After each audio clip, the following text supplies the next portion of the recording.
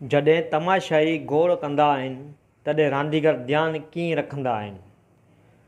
आउं गल्फ़ रांदीगर आहियां ऐं गल्फ़ ॿियनि रांदियुनि खां मुख़्तलिफ़ हूंदी आहे। इहा इनफ़रादी रांदि आहे ऐं उते तमामु घणी ललकार ज़हनी हूंदी आहे। फ़र्दनि जे विच में टूर्नामेंट दौरान तव्हांखे छा करिणो आहे उन ते एॾो घणो ध्यानु ॾियणो पवे थो जो तव्हां घणो कुझु ॿुधो ई नथा।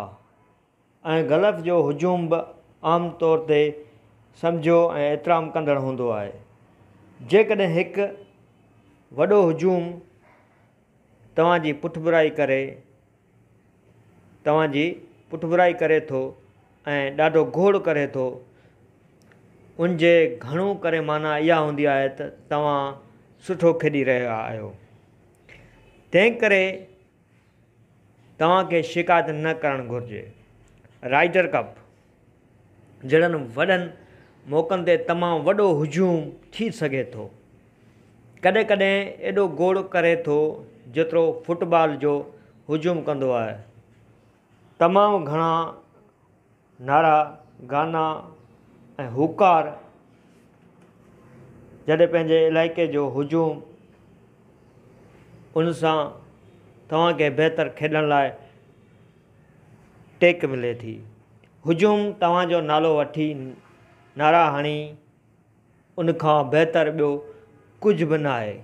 जॾहिं हुजूम परे हुजे त परेशान कंदड़ थी सघे थो ऐं कुझु माण्हुनि जा मेड़ अणमहिरबान थी सघनि था। तंहिं करे उन वक़्तु ध्यानु ॾियणु वधीक ॾुखियो थी पवे थो। तव्हां रणियुनि ऐं हुकरनि खे ज़ाती तौरु नथा वठी सघो। तव्हां उनखे रोकण या टालण खे छॾे तव्हां उनखे वधीक बहितर नमूने खेॾण लाइ उत्साह तौरु वठो। ध्यानु ॾियण जो बहितरीनु तरीक़ो हीअ आहे त तव्हांजे चौधारी जेको कुझु थिए थो उन हर शइ खे विसारे छॾियो ऐं तव्हां फ़क़्ति पंहिंजे ॿिए क़दम जे बारे में सोचो ऐं तव्हांखे हुजूम ते एतमाद करणु सिखणो पवंदो ऐं उमेद करणी पवंदी त जॾहिं तव्हां सामान वापसि थैली में विझो या वधीक सुठो खेॾो त को बि रड़ियूं ऐं हुकार न कंदो। मुंहिंजे ख़्याल में तव्हांखे जेतिरो वॾनि हुजूम जो तजुर्बो हूंदो ध्यानु ॾियणु ओतिरो ई वधीक आसान थी पवंदो। आस्ते आस्ते तव्हां रड़ियूं गोड़ ऐं हुकार ॿुधण जा आदी थी वञो था ऐं यादि रखो त उन माहौल में खेॾणो अथव। इहो ई सबबु आहे जो असां मश्क़ दौरान तमामु घणी महिनत कंदा आहियूं। जेकॾहिं असां बहितरीनु थियणु चाहियूं था त असांखे घुरिजे त हुजूम असांखे खेॾंदे ॾिसे ऐं असांजी हिमत अफ़ज़ाई करे। उनजी माना असां सुठे नमूने खेॾूं पिया ऐं टूर्नामेंट खटण जी उमेदु आहे। महिरबानी। हीउ जेको इनखे ब्रीफिंग ॾिनी आहे कोलन मोंटूगमरी जो गल्फ़ जो रांदीगर आहे।